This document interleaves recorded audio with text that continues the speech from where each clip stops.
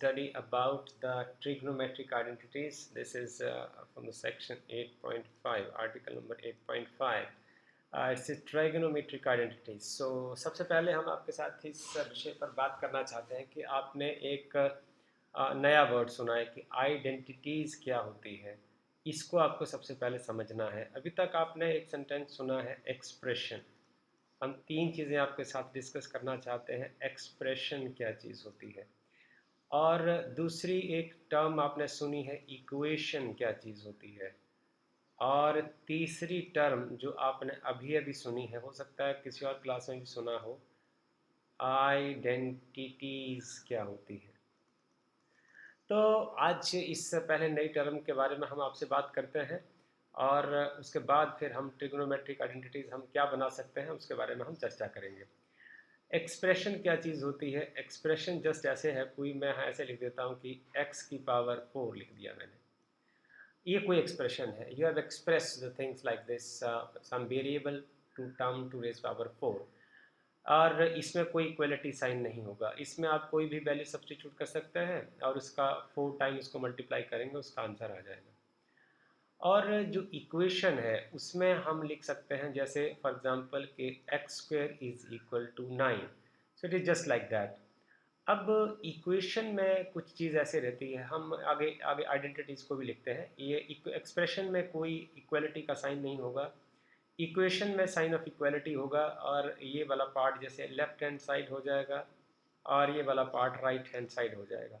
Identity में क्या होगा, जैसे फॉर एग्जांपल हम ये कह दें कि यहाँ आ जाएगा मेरे पास x+2, और यहाँ आ जाएगा x-2, और ये आपके पास हो जाएगा x² - 4 के बराबर। ओके। अब इसका मीनिंग क्या है, ये इक्वल नहीं होगा, इसको आप सॉल्व नहीं कर सकते, इसको हम आइडेंटिकल कहेंगे। हम इक्वल के साइन के साथ एक कॉन्ग्रुएंस का साइन लगा देंगे, जो आपने कॉन्ग्रुएंसी ऑफ द ट्राइंगल्स के बीच में पढ़ा है कि जिसमें जैसे आपके पास दो ट्राइंगल हैं, दो ट्राइंगल यदि कॉन्ग्रुएंट हैं तो उनकी जो सारे एंगल्स हैं, उनके जो साइड्स हैं, वो सारी एक दूसरे के बराबर होंगी। तो हम उसको ये साइन लगा देते हैं, जैसे आपके पास ट्राइंगल ABC और PQR, तो आप इसको ऐसे लिख देंगे कि ट्राइंगल ABC के सारे ही जो पार्ट्स हैं वो एक दूसरे के बराबर हैं, और ये आ जाएगा PQR के बराबर, राइट। सब एंगल्स बराबर हैं और सब साइड बराबर हैं, तो आइडेंटिकल हैं, वो एक दूसरे से बिल्कुल एक जैसे हैं।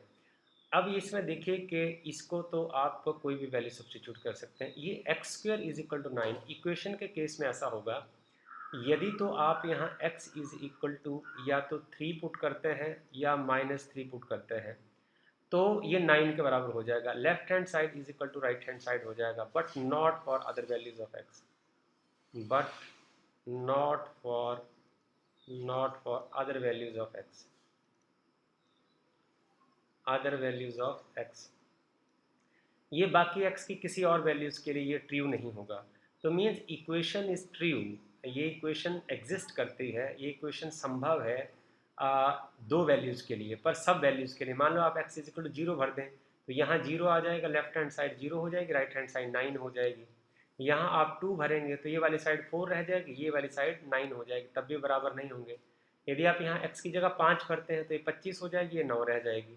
मतलब left hand side right hand side के तभी बराबर होगी, या तो आप x की जगह 3 पुट करें या फिर x की जगह आप -3 सब्सटीट्यूट करें।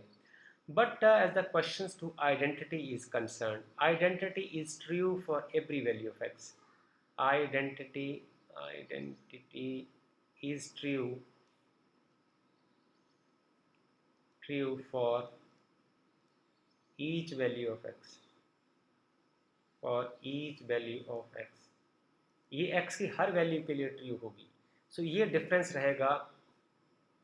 आइडेंटिटी क्या होती है, पहले अपने साइन का ध्यान रखना है। उसमें left hand side right hand side है, इसमें x को आप इवेल्यूएट नहीं कर सकते, पर इसमें जो वेरिएबल इन्वॉल्व होते हैं, तो वेरिएबल में जो भी आप वैल्यू सब्सटीट्यूट करेंगे उसमें left hand side right hand side हमेशा बराबर होगा। इक्वेशन में कुछ एक वैल्यूज़ के लिए तो इक्वेशन वैलिड होगी, but not for all values of the variable. और एक्सप्रेशन जो है उसमें इक्वलिटी का साइन नहीं होगा। तो तीन चीज़ें अभी तक आपने पढ़ी सीखी है। एक्सप्रेशन क्या होता है, इक्वेशन क्या होती है, और आइडेंटिटी जो हमने अभी लर्न किया है कि आइडेंटिटी क्या होती है। जैसे मैं एक और एग्जांपल से आपको बता सकता हूँ कि जैसे a प्लस बी का whole square is equal to A square plus B square plus 2ab, ये एक आइडेंटिटी है। मीन्स ये वाला पार्ट और ये वाला पार्ट दोनों ही आइडेंटिकल है, एक जैसे हैं। So these are called identities. So एक ये एग्जांपल हो गया। जैसे आप एक ये भी आइडेंटिटी है, a माइनस बी का whole square is equal to A square plus B square minus 2ab, ये भी आइडेंटिटी है। ओके, इसमें ए और बी की आप वैल्यू सब्स्टिट्यूट करेंगे, जो लेफ्ट हैंड साइड का आंसर आएगा वही राइट हैंड साइड का आएगा किसी भी वैल्यू के लिए।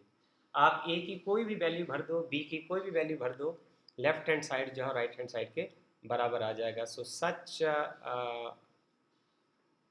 Equations are called identities. तो आज हम पढ़ते हैं ट्रिग्नोमेट्रिक आइडेंटिटीज़। तो इसको आपने बहुत मज़ेदार तरीके से पढ़ना है और बहुत सुंदर लगेगा आपको इस टेक्स्ट को पढ़ना। फिर हम इसके ऊपर कुछ प्रॉब्लम्स करेंगे। तो सबसे पहले हम इसका एक डायग्राम बनाते हैं। इस डायग्राम को बनने के बाद फिर आप बहुत जल्दी इसको समझ जाएंगे। आप एक राइट ट्रायंगल्स हमने बनाई और in this right triangle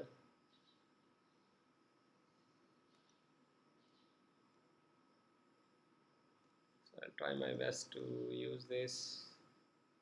It's not working. So this right triangle is like this. So this is just A and B and C. So this is a right angle at B. This triangle is a right triangle at B. So this angle is 90 degree. Okay. अब हम क्या करते हैं कि हम trigonometric identities निकालते हैं। हम एंगल लेते हैं A, the angle is at A. If the angle is at A then the side opposite to this angle is perpendicular. This is perpendicular. The side adjacent to this angle is base. The longest side is hypotenuse. So by using the Pythagoras theorem in this triangle ABC, ये बड़े मज़ेदार लगेगा आपको। मुझे लगता है शायद most enjoyable आपको होने वाला है। आपको आज इस बात का पता चलेगा कि किस तरीके से जो मैथमेटिक्स करने वाले हमारे सम्माननीय गणितज्ञ होते हैं, मैथमेटिशियंस होते हैं, वो किस तरीके से फार्मूले बना देते हैं। और वो उनको कोई ऐसा नहीं है कि उनको सपने में नज़र आते हैं कि ऐसा संभव है। तो आपको ये समझने की कोशिश करनी है कि किस तरीके से एक फार्मूले का निर्माण होता है। चलो हम सबसे पहले पाइथागोरस थ्योरम का इस्तेमाल करते हैं in triangle A B C. रंग आपके लिए रेड का इस्तेमाल करते हैं। हम करते हैं इन ट्रायंगल, बहुत आराम से आप इसको कर देंगे। In triangle A B C पहले हम लिख देते हैं कि एंगल बी जो है वो 90 डिग्री हो गया। और आप यहाँ लिखेंगे using Pythagoras theorem we have. Pythagoras theorem का इस्तेमाल करके आप लिख सकते हैं कि perpendicular square means this is चलो बेस लिख देते हैं पहले ऑर्डर में। Base square plus perpendicular square is equal to AC square. Okay, so this is the equation number 1। हम ऐसा करते हैं कि इस इक्वेशन को AC स्क्वायर से डिवाइड कर देते हैं ट्रायल बेस के ऊपर। ऐसे लिखेंगे इसको, इक्वेशन नंबर 1 को हमने डिवाइड कर दिया AC स्क्वायर से।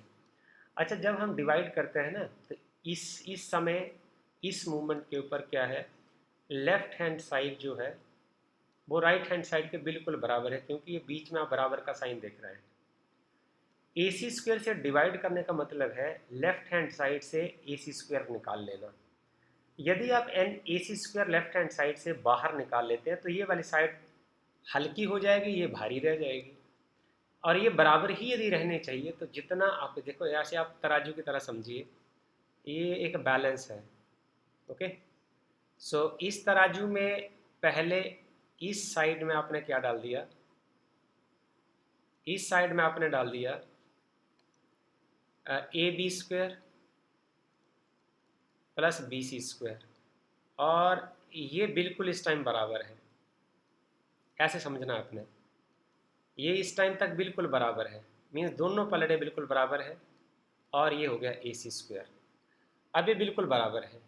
आप ज़रा देखिए, मैंने जब ए सी स्क्वायर से इसको डिवाइड किया लेफ्ट हैंड साइड को, तो यहाँ से कुछ निकाल लिया, इसका मतलब यहाँ से कुछ निकाल लिया। जब यहाँ से कुछ निकाल लिया तो ये दोनों पलड़े अब बराबर नहीं रह गए। और आप यदि चाहें कि आप ने बराबर को मेंटेन करके रखना है, तो आपको ने जितना इस पलड़े से निकाला उतना ही आपको इस पलड़े से निकालना पड़ेगा। इसलिए जब हम कभी कोई ऑपरेशन करते हैं तो हम दोनों ही साइड करते हैं, लेफ्ट हैंड साइड में भी और राइट हैंड साइड में भी। तो अब हम करेंगे, अब आप खुद समझ गए होंगे, यदि मैं ए सी स्क्वायर निकालूंगा तो दोनों साइड से निकालूंगा। ये देखिए, यहाँ मैं करता हूँ divide, A B square plus B C square, ऐसे डिवाइड करना है हमने। ये देखिए, ये हो गया ए सी स्क्वायर। अब आपको ये आइडिया है कि यदि ये बराबर रहना है तो इधर से भी आपको उतना ही निकालना पड़ेगा। ओके, अब आप इसको अलग अलग से कर दीजिए। इसको लिख दीजिए A B square upon A C square plus B C square upon A C square is equal to A C square upon A C square. अब आप ऐसे लिख सकते हैं कि जो X square upon Y square को आप ऐसे लिख सकते हैं, एक्स अपॉन बाई का होल स्क्वायर। तो इसका मतलब मैं ए बी अपॉन ए सी को क्या लिख सकता हूँ, मैं ए बी अपॉन ए सी को लिख सकता, A B square upon A C square को लिख सकता हूँ ए बी अपॉन ए सी का होल स्क्वायर। इसको मैं लिख सकता हूँ बी सी अपॉन ए सी का होल स्क्वायर। ये तो ए सी स्क्वायर से ए सी स्क्वायर कैंसिल हो जाएगा, ये इज इक्वल टू 1 आ जाएगा। अब आप ज़रा देखें कि जो ए बी अपॉन ए सी है वो क्या है। ए बी जो है वो है बेस, और ए सी जो है वो है हाइपोटेन्यूज। तो ये हो जाएगा कॉस स्क्वायर, ये आ जाएगा कॉस, और यहाँ हमारे पास एंगल हमने ए चूज़ किया है, तो ये आ जाएगा कॉस ए का स्क्वायर प्लस, अब बी सी क्या है, परपेंडिकुलर है, ए सी क्या है, हाइपोटेन्यूज है, तो परपेंडिकुलर अपन हाइपोटेन्यूज हो जाएगा साइन, और एंगल आपने चूज़ किया है ए, विद रिस्पेक्ट टू ए कर रहे हैं आप, इसका स्क्वायर हो जाएगा इज इक्वल टू 1। अब आप इस ब्रैकेट को खोल दीजिए। आपको पहले टेक्स्ट में पढ़ा है आपने कि कॉस ए का जो स्क्वायर होता है उसको आप ऐसे लिख सकते हैं, कॉस स्क्वायर ए। इसको मैं लिख दूंगा cos square A plus sine square A is equal to 1। तो ये अब आइडेंटिटी हो गई। ये आइडेंटिटी इसलिए हो गई कि आप कोई भी वैल्यू एंगल की आप पुट करेंगे तो हमेशा इसका आंसर 1 ही आएगा। This is valid from 0 is less than equal to a is less than or equal to 90 degree. So यदि आप यहाँ ऐसे वैल्यू सब्स्टिट्यूट करेंगे तो ये हमेशा 1 ही आएगा। ओके, इसलिए इसको आइडेंटिटी बोलते हैं। For all values of A this left hand side is equal to right hand side. दोबारा फिर से चलते हैं। अब इस एक कोई और आइडेंटिटी हम ढूंढने की कोशिश करते हैं। फिर हम यहाँ से आगे ऐसा लिख सकते हैं कि जैसे कॉस स्क्वायर ए आपको अलग करना हो तो वे हो जाएगा, आपको साइन स्क्वायर आप दूसरी साइड ले जा सकते हैं, तो यह आ जाएगा 1 माइनस साइन स्क्वायर ए हो जाएगा, एक और आइडेंटिटी हो जाएगी। इसको आप अलग कलर से लिख सकते हैं। ओके, अब इसी आइडेंटिटी से एक और आइडेंटिटी निकल जाएगी, फिर आप इसको फिर लिख सकते हैं। तो इसके लिए कलर हम और अलग कर देते हैं। यहाँ से यदि आपको साइन स्क्वायर ए चाहिए तो इसके साथ वाला जो टी रेशियो उसको आप दूसरी ओर ले जाइए, ये हो जाएगा 1 minus this is cos square A. तो इस तरीके से आपको जैसे ज़रूरत पड़ती है वैसे आप फार्मूला या आइडेंटिटी बना सकते हैं। So these are 3 identities from this expression. अब हम चलते हैं इसके अगले पार्ट में। अब आप फ्रॉम इक्वेशन 1 दोबारा फिर से चलते हैं। फ्रॉम इक्वेशन 1 फिर देखिए, फ्रॉम इक्वेशन 1 ये बहुत मज़ेदार है। ये देखिए ज़रा, इक्वेशन 1 ये मैं लिख देता हूँ। अब है A B square plus B C square is equal to A C square. Okay, now अब इक्वेशन वन को आप कुछ और इसी टर्म से डिवाइड करते हैं। मैं ऐसे करता हूँ, इक्वेशन नंबर वन को आप डिवाइड कर दें ए बी स्क्वायर से। अब यदि हम ए बी स्क्वायर से डिवाइड करते हैं तो क्या होने वाला है? अब आपको पता है कि डिवाइड दोनों साइड करना पड़ेगा, नहीं तो गड़बड़ हो जाती है। ये आ जाएगा A B square divided by A B square plus B C square divide by A B square is equal to A C square divide by A B square. Okay, अब ए बी स्क्वायर से ए B square cancel हो जाएगा, यहाँ हम 1 लिख सकते हैं, plus B C upon A B, इसको हम लिख सकते हैं, इसका एक्सप्लेनेशन हम आपको दे चुके हैं। ये स्क्वायर हो जाएगा is equal to A C upon A B, इसको हम ऐसे लिख सकते हैं। क्यों लिख सकते हैं, इसको हमने यहाँ एक्सप्लेन कर दिया है। अब आप देखिए कि जो बी सी है ये परपेंडिकुलर है, और ए बी जो है वो बेस है, तो परपेंडिकुलर अपॉन बेस जो है वो tan थीटा होता है। तो आप यहाँ लिख सकते हैं 1 प्लस बी सी अपॉन ए की जगह आप लिख सकते हैं tan ए का स्क्वायर, और ए सी अपॉन ए सी है आपके पास हाइपोटेन्यूज, और जो ए बी है, ए बी जो है वो बेस है, तो ये हो जाएगा कॉस का उल्टा है, सीकंट है, ये हो जाएगा सीकंट ए का स्क्वायर हो जाएगा। तो इसको आगे खोल दीजिए, 1 plus this is tan square A is equal to secant square A. Okay, so ये आपके पास एक नई आइडेंटिटी हो जाएगी, और इसको आपने यदि आगे यूज़ के लिए लिखना हो तो उसको आप ऐसे लिख सकते हैं। उसको आपने आगे लिखना हो तो आप इसको ऐसे लिख सकते हैं कि tan स्क्वायर ए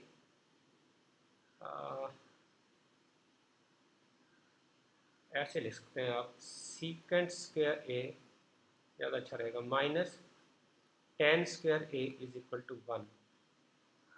एक आइडेंटिटी हो जाएगी, और यहाँ से आप secant square is equal to tan square A plus 1, और tan square A is equal to 1 को परे ले जाइए, this is secant square A minus 1 लिख सकते हैं। इस तरीके से आप यहाँ भी 1 से 3 आइडेंटिटी जनरेट कर सकते हैं। अब ये आइडेंटिटी जो है, यदि ये आइडेंटिटी है, आइडेंटिटी का मतलब है अब आप ए की कोई भी वैल्यू सब्स्टिट्यूट कर देंगे, दोनों साइडें हमेशा बराबर आएंगी। ये आपने यहाँ से सीखना है। 0 इज़ लेस देन और equal to A is less than और इक्वल टू 90 डिग्री। आप कोई भी वैल्यू इसमें सब्स्टिट्यूट करके देख लें, आप ये देखेंगे कि जो लेफ्ट हैंड साइड है वो राइट हैंड साइड के हर हाल में बराबर आएगी। अब हम तीसरे केस में चलते हैं, फिर इसी पाइथागोरस थ्योरम का इक्वेशन 1 अगेन, ये भी हमारी इक्वेशन 1 ही है, वंस अगेन एक बार फिर से हम इसमें ऑपरेशन करते हैं, और कितना सुंदर हम रिजल्ट निकाल के लाते हैं आपको पता चल जाएगा। ये आएगा A B square plus B C square is equal to A C square. इस बार हम इस इक्वेशन नंबर 1 को बी सी से डिवाइड करते हैं। सो इक्वेशन नंबर 1 को हम डिवाइड करते हैं बी सी स्क्वायर से। अब आप समझ जाएंगे कि हम दोनों साइड क्यों डिवाइड करना पड़ेगा।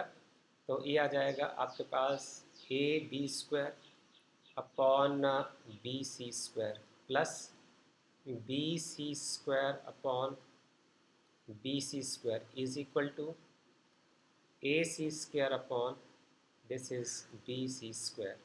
सो यहाँ बी सी स्क्वायर से बी सी स्क्वायर कैंसिल हो जाएगा। अब A B upon B C, आप इसको ऐसे लिख सकते हैं पहले तो, this is A B upon B C whole square plus 1 is equal to A C upon B C whole square. अब A B upon B C क्या होगा, A B upon B C, this is based upon perpendicular, so this is cot A, so this is now cot A whole square plus 1 is equal to AC upon BC. So this is what the cosecant है, cos का उल्टा रहेगा ये. So this is cosecant A whole square. Now open it up. आप इसको ऐसा लिख सकते हैं cot square A plus 1 is equal to cosecant square A. So एक आइडेंटिटी तो ये हो गई. अब एक बार फिर से सुन लीजिए. आइडेंटिटी का मतलब कि आप A की इस एंगल की कोई भी वैल्यू आप पुट कर देंगे, left hand side right hand side के हमेशा बराबर आएगी. मीन्स ये वाला जो पार्ट है, आइडेंटिटी मीन्स इस पार्ट को आप ऐसे लिख सकते हैं, ये दोनों एक जैसे हैं, आइडेंटिकल हैं. नाउ इसको आप ऐसा लिख सकते हैं, और आइडेंटिटी आपने बनाना है तो यहाँ से आ जाएगा cot square A is equal to cosecant square A minus 1. और यदि आपको बनाना है तो आप ऐसा लिख सकते हैं cosecant square A minus cot square A is equal to 1. तो तीन आइडेंटिटी यहाँ से भी जनरेट हो सकती है. So this is very interesting, and if it is identity, then this means this is valid for all angles. This is valid for all angles. 0 is less than or equal to A is less than or equal to 90 degree. इसका मतलब क्या हुआ, इसका meaning समझने की कोशिश करें.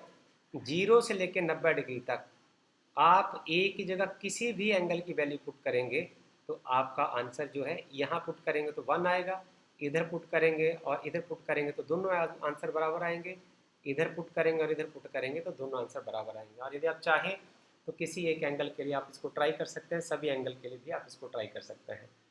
सो this is very interesting, and you now have the knowledge of this formulas, that cos square A plus sin square A is equal to 1, and secant square A minus tan square A is equal to 1, cosecant square A minus cot square A is equal to 1.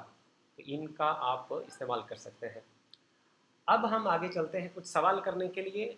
जब तक आप इसके सवाल नहीं करेंगे आपको अंदाज़ा नहीं होगा कि हम इनको अप्लाई कर सकते हैं कि नहीं. तो हमारे पास है कि हमारे पास जो एक्सप्रेशन है, express the ratio cos A tan A secant A in terms of sin A. आपने cos A के फार्मूला को और cos A के फार्मूला को आपने sin A में बदलना है, उसमें sin ही नज़र आना चाहिए. tan A के फार्मूला में भी sin ही नज़र आना चाहिए, secant A के फार्मूला में भी आपको sin ही नज़र आना चाहिए. तो हम स्टार्ट करते हैं कि इसका सोल्यूशन कुछ इस तरीके का हो सकता है. ये देखिए सोल्यूशन जो है, हम जानते हैं कि जो cos स्क्वायर A है, अभी अभी हमने पढ़ा cos square A plus sin square A जो है वो 1 के बराबर होता है. तो cos स्क्वायर A जो है उसको आप लिख सकते हैं 1 माइनस साइन स्क्वायर A लिख सकते हैं. ओके, अब जो cos A है, यहाँ स्क्वायर ये बताता है, आपने क्वाड्रेटिक इक्वेशंस में पढ़ा है, यदि इसकी पावर 2 है तो इसके 2 सॉल्यूशंस होंगे. It will have 2 solutions. इसका मतलब इसके 2 आंसर होने चाहिए. cos A is equal to plus minus under root 1 minus sine square A. But हम यहाँ लिखेंगे cos A is only equal to, we will just take plus sine and it is equal to 1 minus sine square A only. अब इसका answer ये है कि from 0 to 90 degree जो sign का वैल्यू होगा वो सारा पॉजिटिव होगा. जब 1 में से कोई चीज़ घटेगी तो आंसर पॉजिटिव आएगा, because highest value of sine theta is always 1. सो इसका जो यहाँ यदि 1 लिखेगा तो 1 माइनस 1 0 आ सकता है. बाकी जो भी इसमें वैल्यू पुट करके आएंगी, आपने साइन का टेबल पढ़ा है, साइन की वैल्यूज वेरी करते हैं 0, 1/2, 1/√2, √3/2 एंड 1. तो ये सारी वैल्यू जो हैं ये 1 से कम है, 1 या 1 से कम है. तो जब ये सब वैल्यू आप इसमें सब्सटीट्यूट करेंगे तो क्या होने वाला है, व्हाट विल हैपन, इसका आंसर हमेशा पॉजिटिव आएगा, इसलिए ये नेगेटिव पार्ट में नहीं एग्जिस्ट करेगा. Okay, so this is the answer of this question, this part. आगे अब आपने tan A को tan a में इनके कहने का मतलब है कि इसको भी आपने साइन ही साइन इसमें नज़र आना चाहिए। तो हम ऐसा लिख देते हैं कि इसको हम लिख देते हैं sine a upon cos a। तो इनका कहना है कि आपको इस फार्मूले को साइन में ही बदलना है। तो आप देखिए ज़रा, न्यूमेरेटर वाले पार्ट में तो साइन पहले ही है, और कॉस को हम साइन की फॉर्म में ऐसे लिख सकते हैं। तो ये आपके पास आ जाएगा 1 माइनस साइन स्क्वायर ए। अब देखिए tan a जो है इसको शुद्ध साइन में बदल दिया आपने, ये सवाल है आपसे। अब इसमें साइन के सिवा और कुछ नहीं दिख रहा है। ओके, आगे है, फिर कहते हैं कि सीकेंट ए को भी आप ऐसे बदलो कि उसमें भी साइन ही साइन नज़र आए। तो जो सीकेंट ए है ये कॉस का उल्टा होता है, तो इसको मैं पहले लिख सकता हूँ 1 अपॉन कॉस ए। अब आप आगे तो जानते ही हैं, कॉस को आप लिख सकते हैं, ये देखिए यहाँ कैसे लिख सकते हैं, under root 1 minus sine square A. It could be written as 1 minus sine square A. So this is the way to answer this question, this example. यहाँ से हमने ये सीखा कि किस तरीके से हम दूसरे टी रेशियोज़ को एक अलग टी रेशियोज़ में कन्वर्ट कर सकते हैं। हम इसके बाद अगला एक एग्जाम्पल है, ये एग्जाम्पल नहीं है, ये सीखना है आपने, और इसी के बेस पर फिर हम एक्सरसाइज बड़े आराम से कर लेते हैं। इसमें आपको ये बताया गया कि आप ये सिद्ध करिए कि सीकेंट ए को यदि 1 माइनस साइन ए से गुणा किया जाए और सीकेंट ए प्लस टेंजेंट ए से गुणा किया जाए तो ये 1 के बराबर आता है। ओके, हम ऐसा करते हैं, इसको सॉल्व करने की कोशिश करते हैं। पहले हम इसका सल्यूशन लिखते हैं और फिर हम इसको सॉल्व करना शुरू करते हैं। पहले सवाल लिखते हैं। सवाल कुछ इस तरीके का है कि हम लिखें इसको secant a into 1 minus sine a, 1 minus sine a into secant a plus tangent a, और आपने बताना है कि इसको सॉल्व करें तो आंसर 1 आएगा। चलो कोशिश करते हैं। सीकेंट ए को पहले यहाँ मल्टीप्लाई कर दीजिए, फिर यहाँ मल्टीप्लाई कर दीजिए। तो सीकेंट ए जब 1 से मल्टीप्लाई होगा तो सीकेंट ए आएगा, और सीकेंट ए जब साइन ए से मल्टीप्लाई होगा तो आ जाएगा सीकेंट ए इंटू साइन ए। इसको आप ऐसे ब्रैकेट में लिख लीजिए, और ये आ गया secant a plus ten A. Okay, और ये राइट हैंड साइड है, ये 1 है। हम इस पार्ट को 1 प्रूव करना है हमने। अब देखिए ज़रा, इसको हम लिखते हैं सीकेंट ए और माइनस सीकेंट जो होता है 1 बाई कॉस होता है, तो इसकी जगह मैं लिख सकता हूँ साइन ए, सीकेंट की जगह आ जाएगा कॉस ए, 1 बाई कॉस ए। ये इसका मैंने यहाँ वैल्यू पुट कर दिया, 1 बाई कॉस ए है। Okay, so then it is secant a plus tan a, okay, is equal to 1। अभी आपके पास बन जाएगा this is secant a minus tan a, okay, and this part is secant a, this is plus tan a is equal to 1. This is now a, this is minus and this is b, this is a, this is b. अब ये a के बराबर हुआ, ये b के बराबर हुआ, तो ये a के बराबर हुआ और ये b के बराबर हुआ। a minus b into a plus b is a square minus b square, so it is secant square a minus tan square a is equal to 1। आपको पता है, आपने अभी आइडेंटिटी प्रूव की है, secant square a minus tan square a is equal to 1 is equal to 1। आपने देखा left hand side और राइट हैंड साइड बराबर हो गए। हमने लेफ्ट हैंड साइड को सॉल्व किया, इसका आंसर 1 आ गया, और राइट हैंड साइड में ऑलरेडी 1 चला हुआ है। Okay, so now we will go for example number 14 now. Next question is, इसमें हमने बताना है कि प्रूव करना आपको कि कॉट ए में से कॉस ए घटाएं और कॉट ए में से कॉस ए जोड़ दें तो कोसेकेंट ए -1 और कोसेकेंट ए +1 आता है। तो हम इसमें उसको सॉल्व करने की कोशिश करते हैं।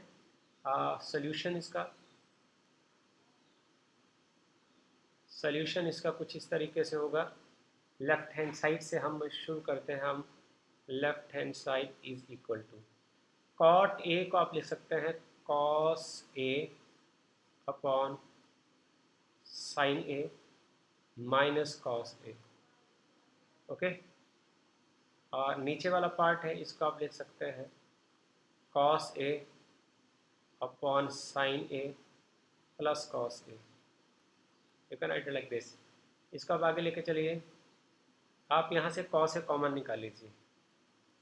कॉमन निकालने का मतलब है आप अंदर वाली जो चीज़ है उसको आप डिवाइड करते हैं।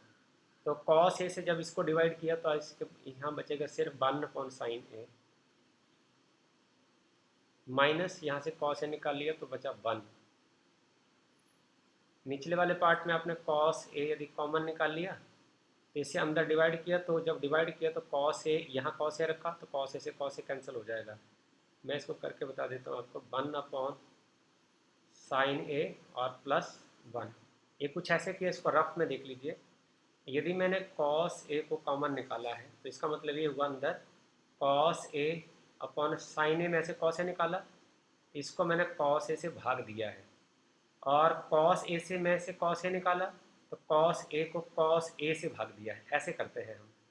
तो कॉस ए से कॉस ए कैंसिल हो जाएगा, ये 1 अपॉन साइन ए रह गया, और यहाँ कॉस ए से कॉस ए कैंसिल हो जाएगा, यहाँ -1 रह गया। इसी तरीके से हमने डिनोमिनेटर में किया है। कॉस ए से कॉस ए कैंसिल। अब आप जानते हैं कि 1 अपॉन साइन ए जो है, 1 अपॉन साइन ए जो है वो कोसेकेंट ए के बराबर होता है। ओके, तो आप यहाँ लिख सकते हो this is equal to cosecant a -1 numerator में, और डिनोमिनेटर में बचेगा cosecant a plus 1। This is right hand side. हमने लेफ्ट हैंड साइड को सॉल्व किया तो हमारे पास राइट हैंड साइड आ गई। So now we will go for the last example of this video. This is very interesting as well. इसमें आपको कहा गया कि आप लेफ्ट हैंड साइड को सॉल्व करिए और राइट हैंड साइड में पहुंच जाइए। इस बात का आपने इस्तेमाल करना है। आपने इस आइडेंटिटी का स्पेशली इस्तेमाल करके ही लेफ्ट हैंड साइड को राइट हैंड साइड के बराबर प्रूव करना है। सो हम शुरू करते हैं सबसे पहले starting from left hand side solution. इस इक्वेशन के सॉल्यूशन के लिए हम लेफ्ट हैंड साइड से शुरू करते हैं। जो हमारे पास है sine theta minus cos theta plus 1 upon है sine theta plus cos theta minus 1। कहा आपको ये गया है कि आपको secant square theta is equal to 1 plus tangent square theta का इस्तेमाल करना है। इसलिए हमें सबसे पहले इस आइडेंटिटी को सीकेंट और टेन में कन्वर्ट करना पड़ेगा। ओके, उसके लिए हम क्या करते हैं, यहाँ से कॉस थीटा कॉमन निकाल लेते हैं। पहले यहाँ से कॉस थीटा निकालते हैं कॉमन। इसका मतलब क्या हुआ, अंदर आपको कॉस थीटा से डिवाइड करना है। मैं ऐसे लिख देता हूँ साफ साफ, नीचे वाले पार्ट में मैं डायरेक्ट कर दूंगा sine theta upon cos theta, ऐसे कॉमन निकालेगा। माइनस कॉस थीटा में से कॉस थीटा कॉमन निकाल लिया, ऐसे निकालेगा। प्लस 1 में से कॉस थीटा कॉमन निकाला तो ऐसे निकालेगा। ओके, और जो डिनोमिनेटर में है कैसे, यहाँ भी आप कॉस थीटा कॉमन निकाल लीजिए। अब यदि कॉमन निकाला है तो अंदर वाली चीज़ों को आप इससे डिवाइड करेंगे। साइन थीटा को कॉस थीटा से डिवाइड कर दिए क्योंकि कॉमन निकाला है, और कॉस थीटा में से कॉस थीटा कॉमन निकाला है तो ऐसे लिखना पड़ेगा। -1 में से कॉस थीटा कॉमन निकाला है तो ऐसे लिखना पड़ेगा। ओके, अब कॉस थीटा से कॉस थीटा कैंसिल हो जाएगा। आपके पास यहाँ बचेगा sine theta upon cos theta is tan theta, minus cos theta से कॉस थीटा कैंसिल 1 आएगा, और 1 अपॉन कॉस थीटा जो है वो सीकेंट थीटा होगा। यहाँ तक आपको शायद कोई समस्या नहीं है।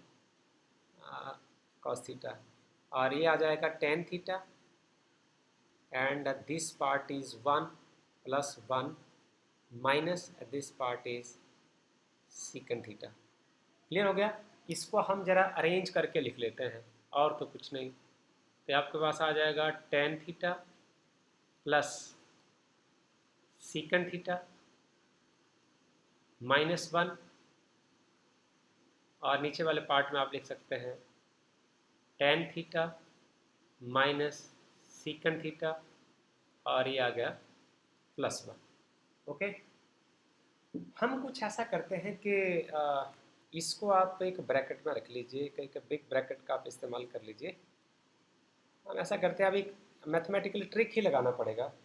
हमने बराबर एक क्वांटिटी से मल्टीप्लाई कर दिया और वो क्वांटिटी है ten theta minus secant theta. हमने इसके साथ मल्टीप्लाई कर दिया। मल्टीप्लाई करने का मतलब ऐड कर दिया, इसमें जितना ऐड किया उतना ही निकाल लिया। डिवाइड करने का मतलब आपने निकाल लिया, तो जितना आपने ऐड किया उतना निकाल दिया, क्वांटिटी वैसे की वैसी रहेगी। ओके, सो अब हम इसको थोड़ा सा ट्रिकी वे से करने के बाद हम इसको सॉल्व करते हैं और हम आंसर की ओर बढ़ेंगे। सो इसको यदि हम सॉल्व करेंगे तो पहले जब ये टर्म यहाँ गुना होगी इसके साथ, तो ये बन जाएगा a plus b into a minus b. ये बन जाएगा tan square theta minus secant square theta. इसको ये बना a minus b, a minus b, और ये वाला पार्ट है a प्लस बी। तो जब ये वाला पार्ट इसके साथ मल्टीप्लाई होगा तो A square minus B square बना देगा, माइनस करके ये टर्म बचेगी आपके पास tan theta minus secant theta. Okay, divided by नीचे वाला जो पार्ट है इसको हम वैसे ही रहने देते हैं। This is tan theta minus secant theta plus one into tan theta minus secant theta. जरा गौर से देखिए, हम secant square theta minus tangent square theta is equal to one. So using identity इस्तेमाल करते हैं हम, using secant square theta minus tan square theta is equal to one. अब माइनस से मल्टीप्लाई कर दीजिए जरा, ये बन जाएगा minus secant square theta plus ten square theta is equal to minus one. Arrange करके लिख लीजिए, tan square theta minus secant square theta is equal to minus one. What does this mean? इसका मतलब ये हुआ कि आप इस tan square theta minus secant square theta की जगह माइनस वन लिख सकते हैं। So use this,